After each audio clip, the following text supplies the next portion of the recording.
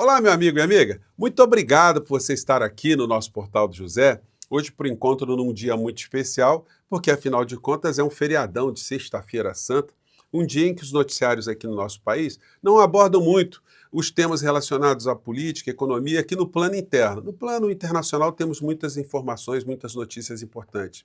Mas hoje é um dia que abre espaço para pessoas como eu e você prestarmos atenção em outros temas.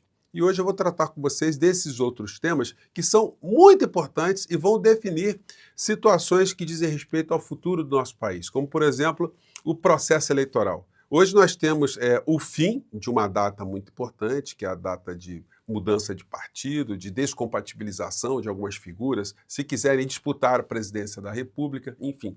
Então, a partir de amanhã, o cenário já estará absolutamente bem desenhado.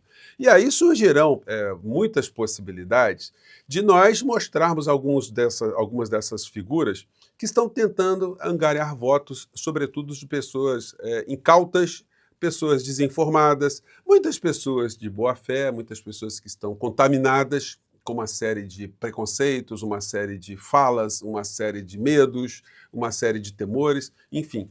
Então nós teremos muitos espaços aqui para tentar resgatar algumas dessas pessoas. A tarefa não será muito fácil, mas apresentando a verdade acaba tocando a pessoa, ou pelo menos gerando alguma dúvida em relação a esses personagens do mundo vigarista. Bom, vou conversar com vocês sobre o que está acontecendo, trarei aqui algumas imagens e informações muito importantes, mas antes de mais nada, é fundamental convidar você que chegou agora ao nosso portal e ainda não nos conhecia, para que, em primeiro lugar, você se inscreva aqui conosco e venha conhecer também os nossos outros vídeos. Se você gostar, sempre compartilhe, recomende, porque é assim que a gente está crescendo desde o comecinho aqui do nosso Portal do José. São vocês que têm feito o nosso portal chegar onde nós estamos chegando. Nunca se esqueça de dar o seu joinha, que é poderoso, o seu comentário, porque ajuda a gente a chegar também a mais pessoas como você. E, se puder, prestigie o nosso clube de membros e o nosso novo canal de cortes, que estão crescendo também de uma maneira muito legal. Mais uma vez, você que é muito bem-vindo e muito bem-vindo. Bom, vamos aos temas. Começando aqui com essa história aqui, né?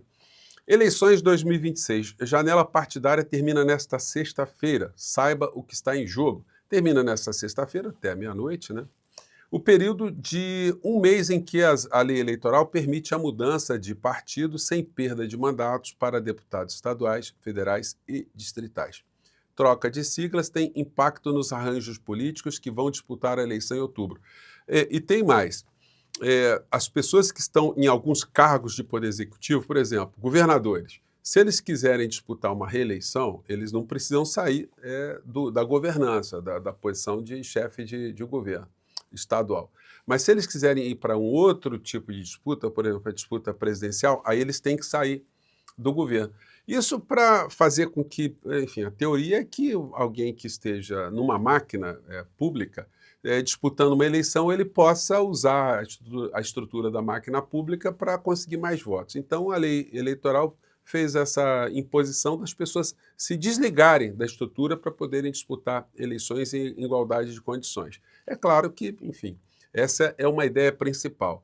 Mas ela faz com que, por exemplo, um Tarcísio de Freitas, um Zema, sei lá, um Caiado, todas essas figuras tenham que sair da chefia do governo para poderem disputar uma eleição para cargo de presidente da República. Isso aconteceu com o Caiado, o Zema já não poderia mais disputar a reeleição, então ele teve que sair de qualquer maneira. Poderia ter ficado até o final do governo dele, mas como ele está pensando em disputar a eleição, o Eduardo Leite, enfim, todos eles que saíram dos seus governos, né, para poderem disputar as eleições. E o Tarcísio de Freitas, que não saiu. Se o Tarcísio tivesse saído, seria sinal que ele poderia vir até o último instante como candidato da direita e da extrema-direita. Então, esse é o cenário que estará desenhado a partir de meia-noite aqui no Brasil. E aí é o seguinte, daí a gente vai jogar as nossas atenções para o candidato principal do mundo da extrema-direita, do bolsonarismo, que não tem absolutamente nada para apresentar, para colocar algum tipo de comparação. Olha, no governo do meu pai, nós fizemos isso no trabalho, e o governo Lula fez isso ou não fez aquilo. Nós fizemos isso em saneamento básico, nós fizemos isso em saúde, nós fizemos isso em educação. Eles não têm nada para apresentar. Então, eles vão trabalhar com medo das pessoas. eles vão usar sempre o sentimento de tribo, o que significa que as pessoas que se identificarem com Bolsonaro, elas não querem nem saber se ele tem alguma coisa para apresentar, mas ele é nosso, ele é do nosso time, ele pensa as coisas que eu penso, ele fala as coisas absurdas que eu falo, ele pensa as coisas absurdas que eu penso, ele tem os preconceitos que eu tenho. Então, todos os monstros de muitas pessoas aqui no nosso país ficam representados nesse tipo de personagem e elas não querem saber. Então, para essas pessoas será muito complicado mesmo a gente levar algum tipo de verdade. Existe um grupo de pessoas também que está sequestrada espiritualmente porque foi contaminada por pastores vigaristas, exploradores da fé alheia, para mostrar que a figura dessa gente da extrema-direita, ou as figuras, eles representam alguma coisa de boa, o que de bom, né? Que é uma coisa também que a gente vai ter trabalho para desmistificar. Uma das conexões mais absurdas que a gente vai ter que demonstrar é a conexão ou a suposta conexão do clã Bolsonaro com a comunidade judaica, ou com o movimento, que pode ser considerado um movimento ideológico, chamado sionismo, que é a defesa do Estado de Israel. Porque tem muita picaretagem nesse casamento, né? E picaretagem de picareta com picareta. Só que a gente corre o risco de generalizações, porque a comunidade judaica é muito eclética, até mesmo os movimentos sionistas são ecléticos. Tem uma base ali que vai pelo lado religioso, tem um lado que vai pelo lado político. É uma coisa que muita gente não entende, isso vai possibilitar ao longo desses debates aí, que vão surgir, muitas possibilidades da gente fazer alguns esclarecimentos e mostrar a picaretagem do clã Bolsonaro. Porque qual é a conexão que eles têm com os judeus? Qual é a conexão que eles têm com Israel? Qual é a conexão da história da família, a história política da família, com algum movimento sionista, algum movimento judaico, algum movimento israelense, enfim. Qual é a conexão deles? É nenhuma.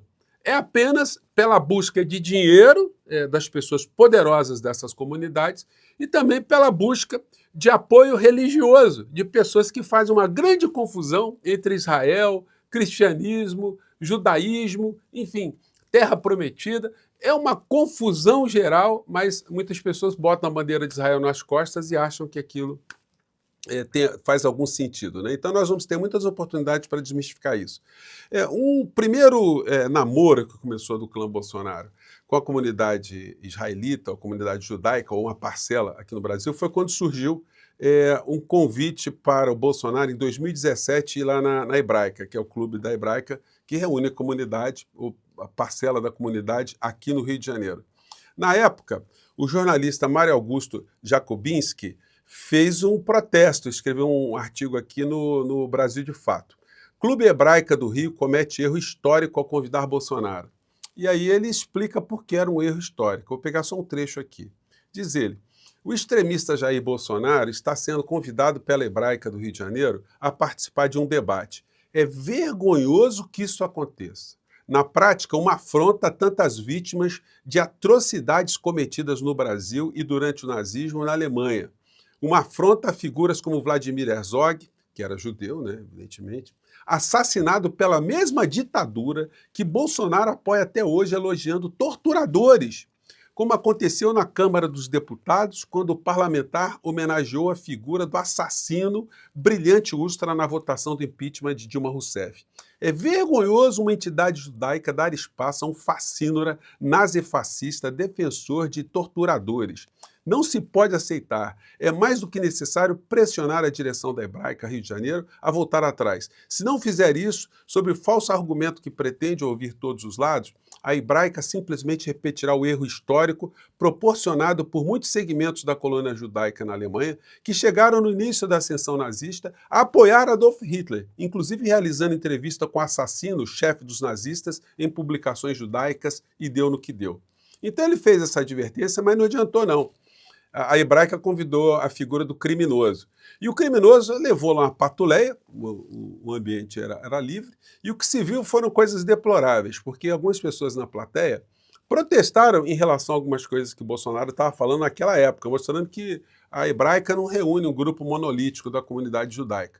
Esse aqui foi um trecho aqui que já tinha dado uma pequena confusão. E ele continua agredindo. Lá o Flávio Rachadinha já estava lá também nesse evento. Vou colocar um trecho aqui para vocês. Vamos lá. Só aí, nós temos praticamente um quarto da população brasileira vivendo às custas de quem trabalha. Ele estava falando aqui das pessoas que vivem ou que recebem um apoio, né, do Bolsa Família. Ele estava atacando isso. Já viu um japonês pedindo esmola por aí? Porque é uma raça que tem vergonha na cara.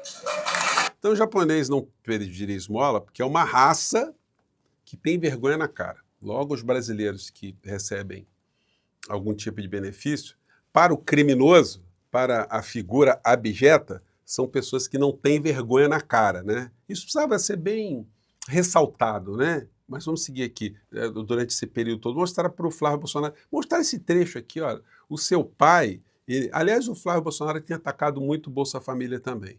Ele dá uma invernizada no discurso, mas isso precisa ser mais bem focalizado na campanha eleitoral. Mas vamos seguir aqui. E foi aplaudido, né? Essa raça que está embaixo, uma minoria está ruminando aqui do lado. Então ele agrediu uma mulher que tinha feito uma crítica, né? Então esse povo que está aqui embaixo, essa gente está ruminando aqui do lado, né? Enfim, então foi lamentável, né, Hebraica ter recebido esse ser abjeto. Bom, e aí vai, né? Então é o seguinte, mas qual é a conexão desse clã com esses movimentos? É só busca de dinheiro, gente. Os sionistas poderosos economicamente, eles têm uma influência poderosíssima no governo norte-americano. Trump, uma das doações mais importantes que ele recebeu foi de uma mulher da comunidade judaica que foi casada com um dono de cassino, ela é herdeira de cassinos, explora o jogo nos Estados Unidos e todas as coisas complicadas que o jogo traz também. E ela botou 300 bilhões de dólares na campanha de Trump. Então, quando Trump desloca uma esquadra para ir lá para o Oriente Médio para bombardear o Irã a favor de Israel, isso tem explicações. Então, o clã Bolsonaro, como subserviente de tudo aquilo que acontece nos Estados Unidos, eles começaram também a fazer essa aproximação com a comunidade judaica sionista, os mais fundamentalistas de direita dessa comunidade. E aí o que se viu foi isso. E aí a gente vê a continuidade dessa história quando a gente vê o Flávio Rachadinha indo lá para fora fazer discurso, né? Foi lá Bolsonaro também. left no doubt. He stood with Israel in... Aí ele falou em inglês, estava lendo aqui tem uma já em tradução, né? Deixe-me ser bem claro, Lula é antissemita. Isso não é um slogan. E aí ele vem com essa, quer dizer, vem descredibilizando, colocando o Lula no outro patamar para tentar antagonizar essas comunidades com o governo Lula. Aqui é o Flávio Rachadinha. Combate ao antissemitismo. Flávio Bolsonaro está em Israel com o irmão, o ex-deputado Eduardo Bolsonaro, desde Então, com Netanyahu. Então, nós vamos ter que mostrar muito nessa campanha com quem essas pessoas estão ligadas, porque eles fazem muito isso. Eles associam a esquerda, tá com Maduro, com Irã, não sei o quê. Eles gostam de jogar coisa para fora do nosso debate interno, porque internamente, como eu disse para vocês, não tem nada para apresentar. Agora, o que explica isso aqui? Ó? Malafaia Netanyahu, ali, ele segurando no ombro de Netanyahu, né? Esse genocida já condenado. O Netanyahu não pode andar por todos os lados, não. Ele já é uma pessoa condenada. E aí o seguinte, dentro desse contexto todo, a gente vai vendo por que está surgindo esse problema envolvendo Israel, Estados Unidos e Irã, para desviar foco e também servir interesses de grupos poderosos. Trump demite procuradora-geral dos Estados Unidos, Pam Bondi. A senhora que foi demitida porque o Trump achou que ela não estava segurando com muita eficiência o escândalo do Epstein, que era esse sujeito que agenciava adolescentes e crianças para servir a gostos sexuais de uma quadrilha de gangster que está sendo chamada por todos os cantos de o Clube Epstein, o Sindicato Epstein, que é essa gente que fazia todo tipo de barbaridade com crianças e adolescentes. E aí as fotos do Trump com esse criminoso, esse abusador, elas são milhares de fotos. Ele tinha uma conexão com essa figura. Então, como a coisa começou a crescer mais, então nada como fazer uma guerrinha, matar pessoas, chamar atenção, porque tira o foco, né? E aí, tirando agora a procuradora de justiça lá, procuradora-geral de justiça, mostra que as coisas têm essa conexão. Aqui a cara dele olha a cara do Trump, gente. Vai dizer que ele não sabia que o cara fazia o que fazia? e ele tinha conexão com esse cara. É isso que deu uma queimada também no Trump muito grande lá nos Estados Unidos. No Líbano, reportar contra o manual sionista é o maior desafio. Uma coluna muito interessante aqui no Intercept Brasil, da jornalista, cadê o nome dela, gente? Eu perdi aqui, lá embaixo, aqui, da Leila Salim. Ela mostrando, gente, está sendo feito um deslocamento forçado de 20% da população do Líbano. O que justifica isso, gente? O que justifica?